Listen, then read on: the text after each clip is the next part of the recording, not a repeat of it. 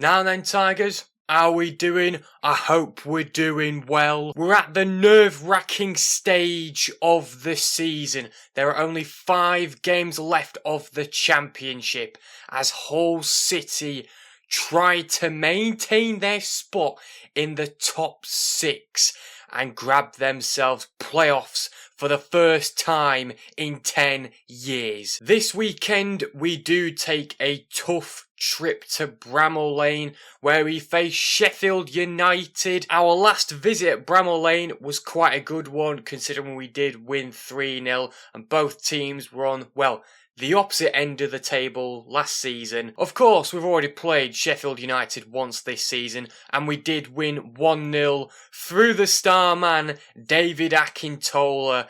It was some finish, even though I think it did take a deflection, but nonetheless we did win 1-0. It was a good 3 points to take on board, but this game against them is probably our biggest one in recent time. Now, Sheffield United, it's not been a great season for them, as we know. They did start off this season with our former manager, Ruben Selles, who lost, I think, was it 5 or 6 games in a row? Something stupid like that. It was a terrible start for them.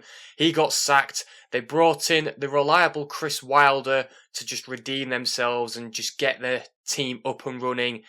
Never seems to be the case, really. They're still on the bottom half of the table, 17th at the moment, 10 points away from the relegation zone. It's slightly concerning, but really, they're not going to get relegated. They're not going to be involved in this relegation battle whatsoever. The club is in a bit of a hostile environment at the moment, considering that Wilder is looking to really just rebuild his team once the season ends. I think the players they have in the squad can be good, just don't work very well as a team. The form for the Blades has really not been good in the last 6 matches where they are winless. They drew 1-1 with West Brom, lost 2-1 to Norwich City. They then drew 1-1 with Birmingham City, lost 2-1 to Wrexham, followed by that goal fest against Swansea City where they did draw 3-3. And then very recently on Easter Monday, they did lose 1-0 to Roy Hodgson's Bristol City. So basically, the form in the last 6 matches has just been draw, loss, draw, loss, draw, loss, which theoretically means that when they do play Hull, they should draw. But we don't really know that just yet. Now, Hull City's last 6 games is a bit more different because we do at least have wins on board. 2 wins, 2 draws, 2 losses. But if we look at the recent form, especially on the return from international duties, over the Easter weekend, we've picked up a 1-1 draw against Oxford and a 0-0 draw against Coventry, which aren't exactly bad results, but I think, especially for the Oxford one, it could have been better if we just had a good performance like we did against Coventry City. So in some ways, I do feel that there really could be a draw all over this game, and I wouldn't be surprised if people do predict just that. We're going to have to take a deeper dive into what I think the lineup is going to be before I make that score prediction. So let's get into that predicted lineup. I do think it's going to be a 4-2-3-1 how we've set up before. And starting off in goal, at no surprise, it is going to be Ivor Pandor. He wasn't really busy against Coventry City in our last match. He just had to claim a few balls. His distribution was good in the match, so hopefully that can continue on to this game in particular. And yeah, hopefully he can try and get another clean sheet on board, because a clean sheet against Sheffield United has been quite a common theme recently for us, and hopefully we can stick with that. At right back, it's going to be no shock. I do think it will be Cody Dramé. His form recently has just been absolutely brilliant. I think, especially in the Coventry game, he didn't give Mason Clark much of a chance in that match, and he's going up in this game, I believe, against Gustavo Harmer, who is arguably Sheffield United's best player. And to me, I think it's a really good matchup for Dramé. I think he could defend well against him. It's just one of them, really, that he's going to have to make sure that if he does go up the pitch, best believe he'll be tracking back as quick as possible to make sure Harmer's not going to be on the ball, getting space down that left-hand side. The centre-halves will be an interesting one because there will be questions as to, well, are we going to start with the same centre-halves as we have done for the Coventry City match? Will Charlie Hughes get in there?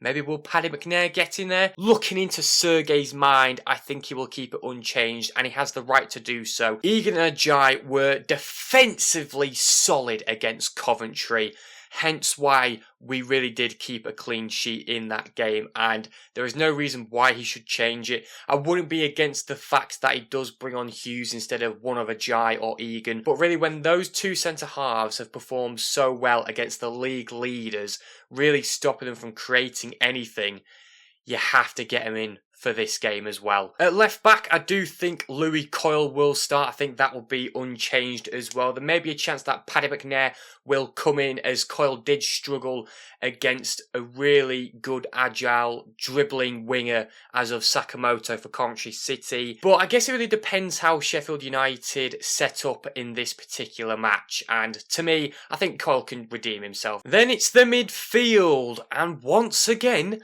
I think it will be unchanged. Of course, Toby Collier has to start. After that game against Coventry City, he was brilliant.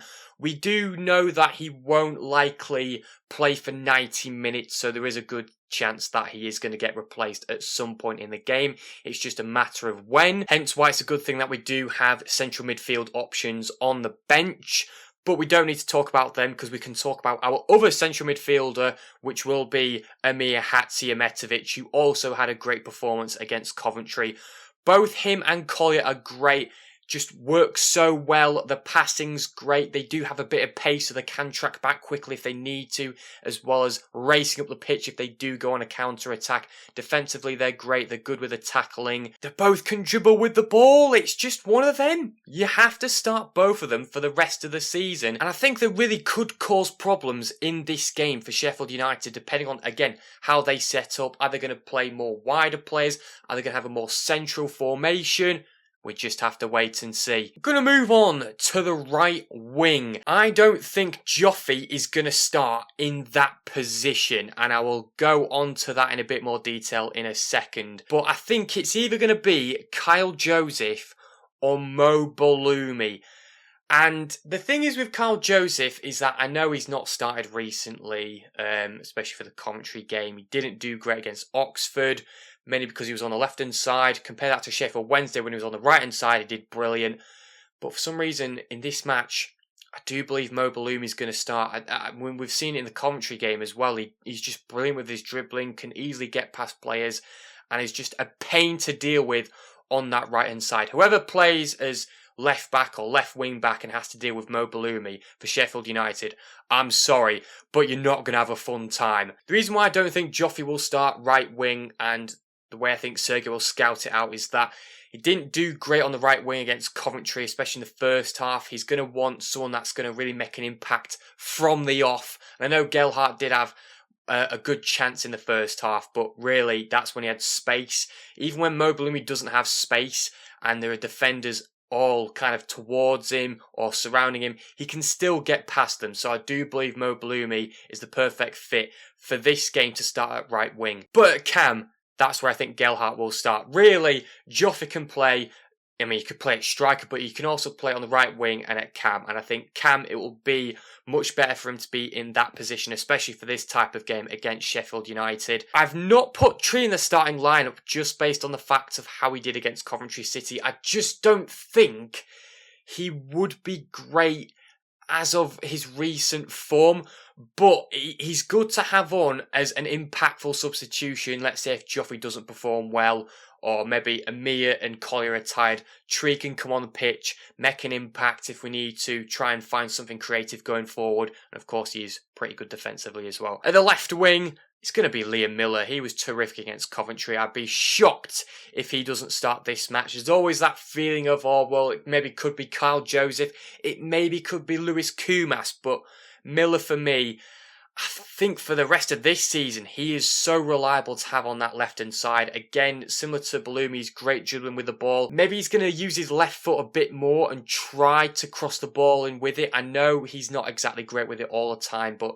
there's a chance to make an impact with that. It's this game where Sheffield United are not in great form at the moment. And up front, I think it's pretty clear it's going to be Ollie McBurney, isn't it? He's been quiet in terms of scoring goals. We need this goal drought to end, and it could happen against his former club. I don't know how well the defenders will do against McBurney. I mean, you've probably got the likes of Tanganga and McGuinness who will probably start for Sheffield United. Just fingers crossed, McBurney finds that big chance or a goal scoring opportunity which he can take, because that man deserves a goal. I mean, I know that he's had assists before where he's not managed to find himself on the score sheet, but for this game I just hope he can do it. So there you go, there is my lineup. Ivo Pandor in goal, Cody Drame at right back. My centre backs are Semi Ajayi and John Egan. At left back it is Louis Coyle. The two central midfielders are Toby Collier and Amir Hatzimetovic. On the right wing, I do have Mo Balumi. At cam, I do have Joe Gelhardt. At left wing, I do have Liam Miller. And then up front, it is Ollie McBurney. So really, there's only one change compared to our starting squad against Coventry City. Not too bad in my opinion. Now for the score prediction. God, this is what will be interesting, because for me, in terms of the positive results we've had when we've recently played Sheffield United, I do have a good feeling, but I'm just worried because they're winless in 6. That streak could easily break at any time. I'm convinced we can get at least a draw from this match. I think we can score, but I'm worried that it's going to be typical City where, you know, we'll keep a clean sheet against the league leaders, but concede against a team who are just not in form whatsoever. It's all about being more clinical in this game compared to the match against Coventry City. And what I am going to say is that I think we will be more clinical this time. I think we can conjure up some goals. Originally, like looking at the forms between the two teams, I was thinking maybe it's going to be a draw. Like a 1-1 draw is what I was thinking, which was the same prediction I made for the Coventry City game. However, I do think we could sneak a win in there. I think it will be a close match. And I'm going to go with Hull City winning 2-1. I think we can get 3 points from this game. It is very much possible. It's just making sure the players can have that same performance against Coventry, but can be more clinical and can take their chances. I think a win against any type of Sheffield United who are under the management of Chris Wilder is a very good result. And, you know, the Blades, they're going to want to redeem themselves, but with the fact that they don't have anything to play for or to fight for, there really isn't much that is going to motivate them for the rest of this season, which is why I do think we stand a good chance in this match. One thing which I will mention as well is that Southampton on Tuesday night did beat Wrexham 5-1, so they're now currently in the playoffs. Wrexham are 4 points away from us in 7th place. Southampton do play Derby, who are also kind of in the playoff mix, so if Southampton do beat them, we're happy with it. We don't mind it. Birmingham City, who we play next, are up against Wrexham as well.